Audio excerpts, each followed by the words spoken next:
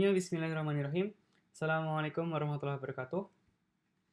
Perkenalkan, nama saya Muhammad Nanda Jabaruzak dan teman saya. Dania Putri Nur Aini. Di sini kami akan mempresentasikan proyek mandiri lintas disiplin ilmu 1 dengan judul Sensor Fusion System to Identify Items that Pick Up by Shoppers for Future Retail Store Technology di Prodi Teknologi Rekayasa Internet Sekolah Vokasi Universitas Gadjah Mada tahun 2018. Ya, berikut merupakan retail store bisnis proses yang terjadi ketika seseorang berbelanja di toko. Pada awalnya, pasti pembeli akan mempersiapkan beberapa hal sebelum memulai berbelanja, seperti uang, list barang belanja, ataupun troli yang akan digunakan untuk menampung barang belanjaan. Kemudian, barulah melakukan proses belanja, yaitu mengambil barang yang akan dibeli, mengembalikannya jika tidak jadi dibeli, ataupun terkadang juga pembeli membeli sesuatu hal yang mungkin tidak direncanakan sebelumnya. Kemudian setelah semua barang masuk ke keranjang belanja, saatnya pembeli melakukan pembayaran kasir. Di kasir, transaksi dilakukan menggunakan uang cash atau credit card dan juga bisa digunakan e-wallet. Setelah melakukan pembayaran dan transaksi selesai, barulah pembeli dapat pulang dengan senang hati sambil membawa barang belanjaan. Namun, faktanya saat hendak melakukan pembayaran, pembeli harus mengantri untuk dapat melakukan check out di kasir. Jika saat itu jumlah pengunjung toko sedikit, maka antrian yang dilakukan masih dapat dikondisikan seperti gambar berikut. Namun, bagaimana jika pengunjung toko saat itu membludak? Maka antrian yang panjang dan lama akan menguras waktu dan energi. Selain itu, bagaimana jika hal ini terjadi setelah adanya pandemi COVID-19? Oke, dari latar belakang itulah di sini kami menginisiasi adanya suatu penerapan teknologi di retail store. Oleh karena itu, kami membuat suatu prototipe alat di mana menggabungkan beberapa sensor dan alat untuk mengidentifikasi sebenarnya apa sih barang-barang yang diambil oleh user, dan harapannya ketika user meletakkan suatu produknya di kartnya, di trolinya, dia akan mendeteksi bahwa suatu produk masuk, dan produk masuk itu dia akan mengirim data ke aplikasi. Dan ketika sebaliknya, ketika pembeli mengambil lagi barang itu dan ditaruh ke rak, maka barang yang dibeli oleh si pembeli juga akan berkurang dari list belanjaannya. Berikut merupakan flowchartnya. Jadi pertama dia akan mulai, kemudian dia akan cek apakah microcontrollernya ini terhubung ke internet. Jadi kita suatu inputan internet connection, dan dia akan cek dari internet ini apakah API-nya itu terhubung. Kalau terhubung, maka dia akan memproses selanjutnya. Tapi kalau API-nya nggak connect, dia akan melakukan suatu bug fixing dan gimana caranya si API ini bisa terhubung dengan server. Nah, ketika terhubung tadi, maka inputan selanjutnya yaitu suatu RFID tag, di mana RFID tag ini menempel di setiap produk yang ada. Ketika dia punya RFID tag dan ketika barang itu masuk ke suatu keranjang, maka RFID sensor akan mendeteksi apakah tag atau produknya itu match dengan yang ada di database atau enggak. Kalau dia not match, maka udah not found in database, bakal keluar message dan proses selesai. Tapi kalau dia match, maka akan ke proses selanjutnya. Kalau match seperti ini, maka identitas barang dari produk itu, dari RFID tag itu akan dikirim ke sendpost ke backend, dan dari backend dia akan dikirimkan kembali oleh front end. Jadi ini proses backend, front end ditampilkan, dan outputnya adalah barang yang tadi diambil oleh pembeli itu masuk ke shopping cart yang ditampilkan melalui web aplikasi secara real time. Proses itu berjalan terus looping, jadi dia akan berjalan terus ketika ada suatu jatuh daya yang menyala di aplikasinya. Nah, kalau udah dia akan selesai.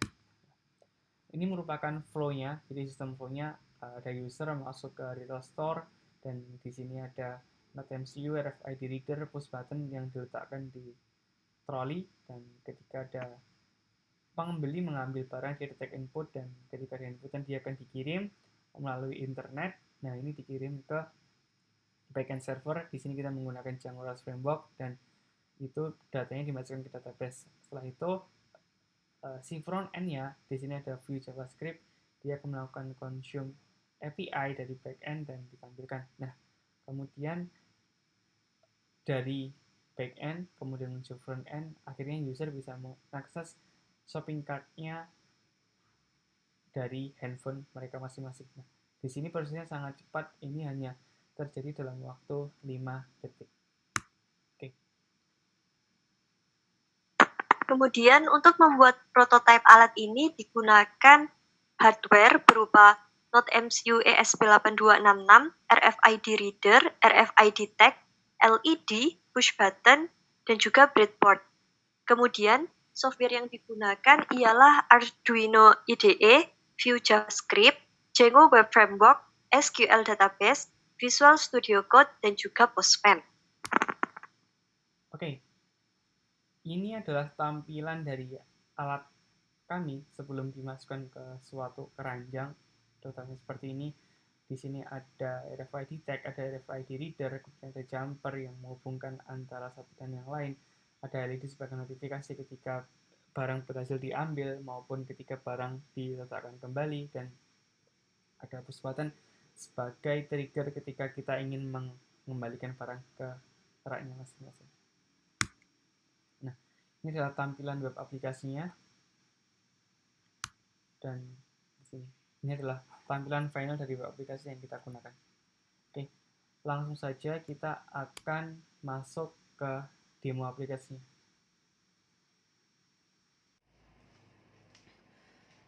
Berikut merupakan demo dari aplikasi shopping cart. Jadi di sini kita telah memiliki 3 barang. Jadi barang pertama adalah satu biskuit dan barang yang kedua adalah sampo dan yang ketiga adalah mineral water. Nah, di sini cara kerjanya adalah ketika kita masukkan suatu barang ini ke dalam satu kotak, maka kotak akan mendeteksi bahwa terdapat suatu barang masuk dan dia akan mengirimkan data identitas barang ini berupa produk ID-nya apa, kemudian nama barangnya apa, kuantitinya berapa, dan harganya berapa ke shopping cart web application. Jadi langsung real time itu tampil di sana. Nah, pertama kita akan coba masukkan suatu biskuit.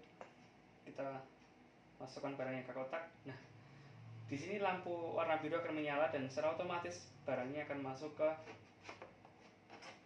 shopping cart di web aplikasinya. Kemudian kita tambahkan satu lagi yaitu sampo.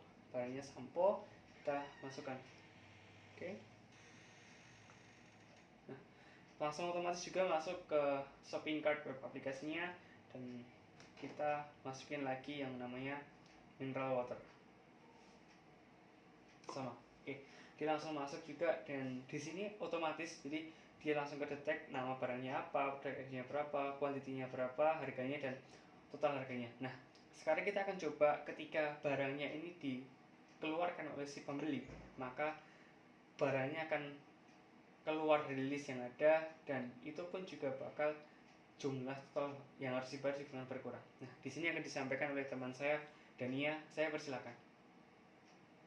Jadi, ketika pembeli akan mengembalikan barang yang tidak jadi dibeli, ia harus menekan button yang ada di box sembari mengambil barang dari box tersebut. Di sini contohnya kita akan mengembalikan shampoo. Oke. Kita akan mengeluarkan shampoo dari box keluar. Jadi kita tekan dulu buttonnya, kemudian samponya dikeluarkan.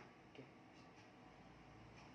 Dapat terlihat di laman web bahwa list dari sampo terhapus secara otomatis.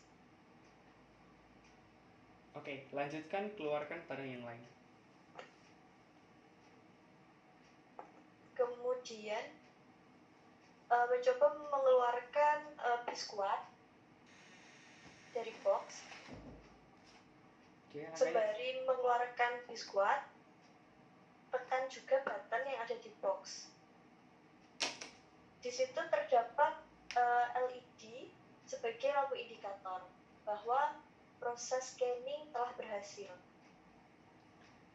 Oke, nah di sini sudah ada satu mineral water yang tersisa karena di dalam card juga hanya ada satu, dan kita coba masukin lagi apakah prosesnya masih terautentikasi atau enggak. Nah, jadi ini masukin lagi biskuit ke dalam box dan dia otomatis tambah juga.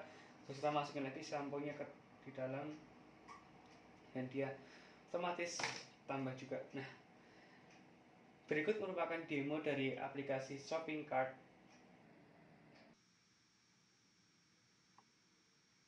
Setelah melihat demo shopping chart yang baru saja dilakukan, berikut merupakan beberapa saran dalam pengembangan prototipe lebih lanjut. Yaitu yang pertama, digunakannya face recognition untuk autentikasi. Yang mana hal ini digunakan untuk mengidentifikasi pembeli mengambil barang apa saja ketika di toko. Yang kedua adalah integrasi payment gateway yang digunakan untuk melakukan pembayaran secara otomatis melalui handphone masing-masing pembeli. Jadi kesimpulannya adalah harapannya dengan terus dikembangkannya prototipe ini dan diimplementasi di supermarket nantinya, kita bisa mengeliminasi adanya payment queue atau antrian di supermarket dan meningkatkan proses bisnis yang ada di sana, sehingga dengan meningkatnya proses bisnis tersebut, meningkat pula pendapatan dari digital store company dalam memberikan pelayanan belanja terhadap customer-nya. Berikut merupakan pemaparan proyek mandiri lintas disiplin ilmu dari kami. Atas perhatiannya kami ucapkan terima kasih.